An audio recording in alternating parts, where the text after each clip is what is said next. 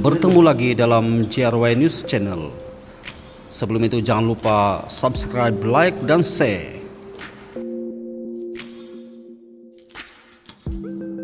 Akmal Saleh duk tanya kan, yang orang UMNO duk tanya, Ashraf Wajdi semua ni kan. Sebab itu kita kena ingat kepada skop RCI. Skop RCI ini mereka bukanlah diberi bidang tugas untuk get to the bottom of this dan juga menyiasat dan juga mendakwa. Dan proses untuk menamakan siapa di belakang setiap satu penyelewengan ini memerlukan siasatan di bawah akta dan undang-undang yang berkenaan. Baik di bawah akta syarikat, baik di bawah kanun keseksaan, baik di bawah akta SPRM. Jadi sebab itu, kalau baca betul-betul RCI ni secara jelas dia punya recommendation contohnya agak direct tu recommendation. Pelaburan yang bermasalah 3.14 perenggan pertama di bawah seksyen itu 3.14.1 muka surat 138. Suruhanjaya telah menerima laporan daripada Lembaga Tabung Haji mengenai pelaburan-pelaburannya yang bermasalah. Okey ya. Quote this Suruhanjaya mendapati wujudnya transaksi yang mencurigakan dan penyembunyian maklumat. Dia orang ni, Tun Raus ni bekas Ketua Hakim Negara. Dia tak boleh pakai tuduh macam itu je. Dia berdasarkan semakan laporan-laporan di peringkat atas tu. Berdasarkan limited information itu pun dia dah kata wujudnya transaksi yang mencurigakan dan penyembunyian maklumat. Jadi untuk menjawab Akmal Saleh, mana sakau dia, kita kena pergi kepada kesimpulan dan juga recommendation yang dibuat oleh RCI mengenai pelaburan yang bermasalah ni. Okey, tunggu jap. Okey. Muka surat 155. Perenggan 3.14.7 pandangan Suruhanjaya. Suruhanjaya berpandangan bahawa setiap anggota lembaga dan lembaga pengarah anak-anak syarikatnya, pengurusan serta kaki tangan yang terlibat patut dipertanggungjawabkan atas kerugian yang dialami oleh tabung haji dan anak-anak syarikat yang berkaitan. Yang ini termasuklah Aziz Rahim sekarang ni mungkin dia rasa sebab UMNO akan menang balik kot sekarang kan. Tiba-tiba muncul lah. Tiba-tiba dah ada pergi bagi ceramah dengan confidentnya dia kata aku fitnah dia. Dia ulang hari ni tau. Saya tak terlibat, ini fitnah Rafizi semua ni kan. Saya dah clear oleh Azam Baki semua kan. Kalau RCI ni jelas lah. Kan? RCI ni secara jelas kata patut dipertanggungjawabkan. Jadi apa yang daripada laporan ini, apa yang patut berlaku untuk kita kenal pasti dan dakwa siapa yang sakau-sakau semua ni. Sebabnya begini di peringkat RCI bila disiasat tu dia hanya nampak laporan kewangan. Yang ini rugi, yang itu rugi, yang ini dia tidak akan go through in detail contohnya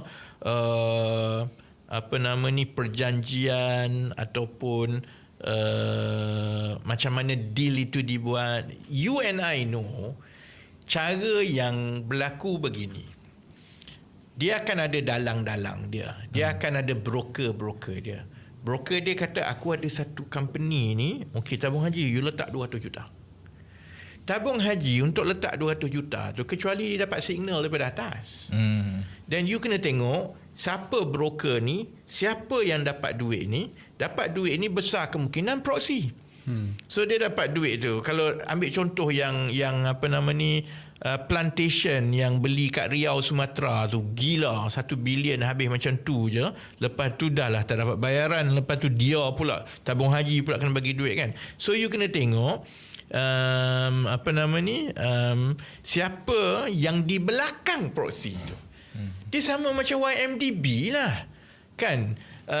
yang susun semua ni Jolo, kemudian Najib dapat duit masuk bank account dia kan. Tapi daripada SRC bukannya terus masuk ke dalam akaun Jolo ke, bukan terus masuk ke dalam akaun Najib. Dia round trip ni. Daripada sini pergi sana, pumpang, masuk. Jadi sama lah semua ni kan. Jadi kalau Akmal Azali tanya mana sakaunya, dia orang pakar buat benda ni.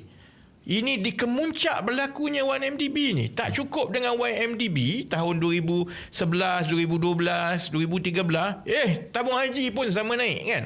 So, perkara ini perlu disiasat secara mendalam. Sebab itu RCI, dia syorkan beberapa perkara lah. Satu, kena buat forensic accounting. Forensic accounting maksudnya nak jejak yang round tripping tadi lah. Bayar kat orang ni, aset tak guna, dah habis 300 juta. Siapa di belakang orang ni? Siapa lagi di belakang? Duit masuk akaun mana? Pusing semua. Kan? Jadi, satu kena buat forensic accounting. Dan keduanya, dia kena ada task force seperti mana yang dulu SPRM zaman itulah, masa Datuk Bahari dulu kan, dia ada special team dia yang memang pergi kutip semua ni, pergi siasat and tengok the money trail, then finally dia tengok lah dapat kat siapa. Kan? So itu perkara yang betul-betul sakau kan. Tapi soal pertanggungjawaban ini, dia bukan saja semata-mata soal sakau, dia juga soal tanggungjawab menteri. So ambil contoh, perkara pertama, result negatif. Dan satu lagi yang diberi tumpuan besar, yang ini yang dilaporkan besar-besaran oleh media lah, iaitu bonus sampai 11 bulan sedangkan rugi, sedangkan result negatif kan. Bonus ni semua kena minta kelulusan Menteri Kewangan dan Perdana Menteri. Bayar hibah memang kerajaan tetapkan. Memang saya tak rasa dibawa ke kabinet, tapi dia memang bincang dengan Menteri Agama dan Perdana Menteri dan juga Menteri Kewangan. Dalam kes ini maksudnya, siapa menteri-menteri yang terlibat? Najib, Menteri Perdana Menteri. Najib, Menteri Kewangan. Jamil K. Ada seorang lagi Menteri Kewangan. Ada dua orang Menteri Kewangan dalam tempoh ini tau. Datuk Seri Husni Hanazlah dan Johari Ghani. Dia Menteri Kewangan masa ni. Yang 2017 ni yang bergaduh besar pasal sepatutnya rugi 1.4 bilion, engkau pergi umum 3 bilion semua kan. Johari Ghani tak ada pun UMNO nak jawab mah. Kan